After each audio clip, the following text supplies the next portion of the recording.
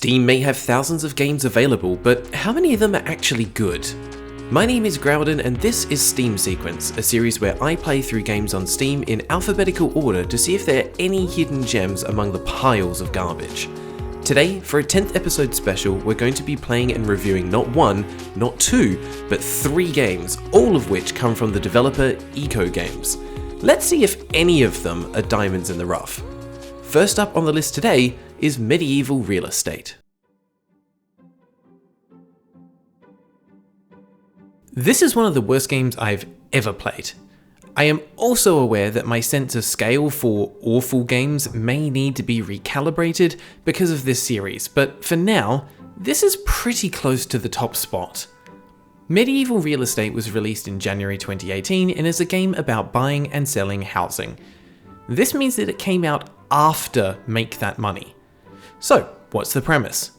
Buy low, sell high, and make money. Why? Well, so you can buy more expensive houses and then sell those for even more profit. Why? Well, that's a good question. Even this game doesn't know why. In fact, they didn't include a win condition of any sort. So, unlike previous games where I would beat the final level, reach the credits, or whatever arbitrary finish line was in place, Medieval Real Estate has no official ending. So I was left to create my own, and I had 2 conditions to meet. First, I had to buy the most expensive buildings, those being the castles. Additionally, you have to replenish health and hunger as the game progresses, and the cost to do so increases incrementally every time. However, the amount of money you can earn is capped based on the maximum building cost. This means that eventually the restoration items will become more expensive than you can afford, and you'll eventually lose. So the second condition was to play until that happened. Before I discuss what happened, let's look at the game itself. We have a single 2D static map with housing sprites that appear at random times in set locations. The price starts low and then increases to a maximum price and then decreases to 0, at which point the building vanishes. So, buy as soon as it appears and sell once you see the price start to decrease. There is only one map, there are no animations, and there is only one piece of music. There is also no ability to save, but then again, I don't know why you would ever want to. Once you've bought and sold your first building, you've seen everything this game has to offer. So let's skip to the ending. The restoration items became so expensive that I could no longer afford them, so my hunger and health bars depleted.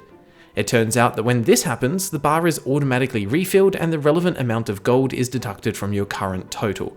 This means 3 things. 1, the items are actually useless because they restore 1% or 100% for the same price. The best tactic is just to let it run out. 2, you can never actually lose by failing to pay attention to the game. And 3, if you don't have enough gold, then the game just goes into the negatives. There is apparently neither a win or lose condition built into this game, and because of this, I give Medieval Real Estate an endless spiral of debt out of 10.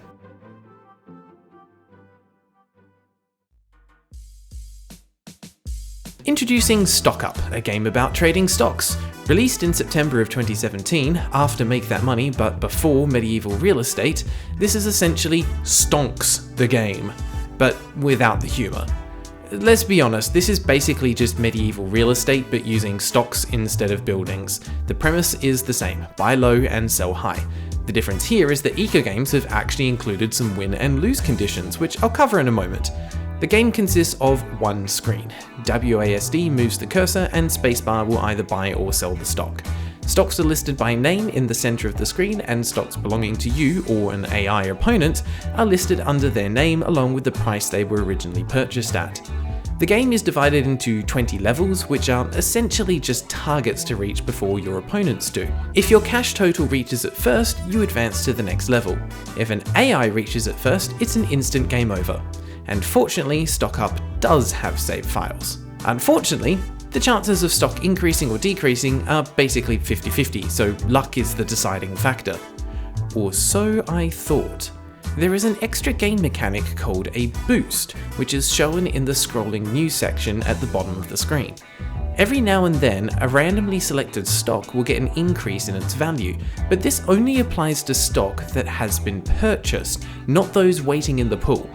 So it is advantageous to buy stock and then hold on to it, hoping for the boost.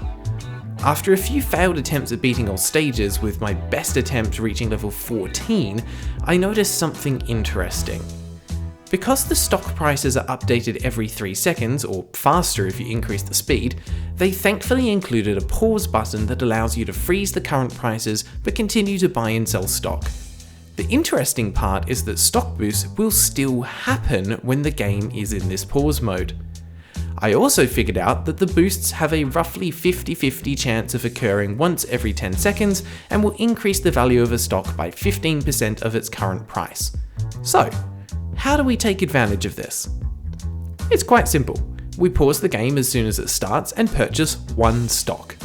We now have a stock, and our opponent doesn't. This means that any time a boost occurs, it will be for our stock. And because the 15% increase is compounding, this means that all we need to do now is wait. So here we are, roughly 10 minutes later, and our stock has reached the maximum price of $100,000. I can now sell it, skipping straight to level 15. And guess what we do now? That's right, we do it again. And then again, and again, and again. And there's nothing the AI can do about it because the game is paused and I'm the only one that can take actions. Ah, market manipulation, the sport of the rich. Do this 10 times and we've beaten all 20 levels. Our reward is a final comment from Charles Edward Richmonds VI, and a thank you from the devs. All jokes aside, this game is an exercise in pure luck if you try to play it fairly, and an exercise in patience if you choose to exploit it. Either way, it's not fun. At least the music is kind of good. I still don't understand how this game released before medieval real estate, and yet is better than it in almost every way. But only barely. In summary, I give StockUp a trash pickers out of 10, because I honestly feel like I'm sorting through garbage at this point. Speaking of garbage, here's the final game for this episode, Warehouse Tycoon. While this may look like a game from the early 2000s, it was actually released in 2021, and no, I don't think it's an artistic style. Warehouse Tycoon is a management sim style game where you progress through a series of levels, each featuring a different island map, and visit cities and towns to purchase goods, store them in your warehouse, and then use them to fulfill delivery requests. Each level is completed when you earn enough money to buy out and take over your competitors. And apparently, buying out a competitor means demolishing their warehouse completely. Not the worst premise for a game, but the problems arise very early on when the game is unable to launch in the correct resolution. This means that many icons need to be clicked in a completely different position, and a lot of the UI is in the completely wrong place. Now, aside from the interface issues, the game itself looks incredibly dated. Textures are muddy, there are invisible walls everywhere, buildings cast shadows but trees don't. In terms of gameplay, there are some okay ideas, but not used in a way that makes any sense. For example, you can purchase pallets and shelving to increase the storage capacity of your warehouse, make organization more simple, and prevent rodents from destroying your goods. But because of the level system, each time you move to the next map, all of your progress is reset.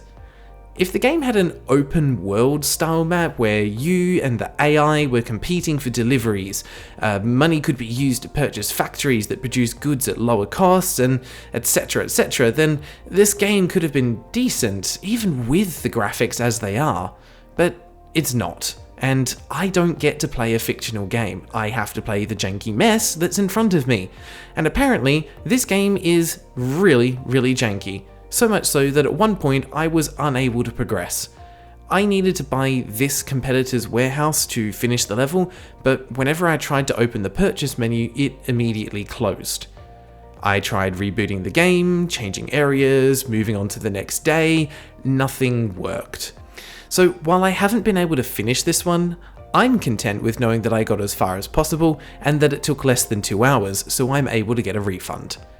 Warehouse Tycoon has more interesting mechanics and gameplay than Medieval Real Estate and StockUp, but is also incredibly broken. So I'm giving it an empty box out of 10.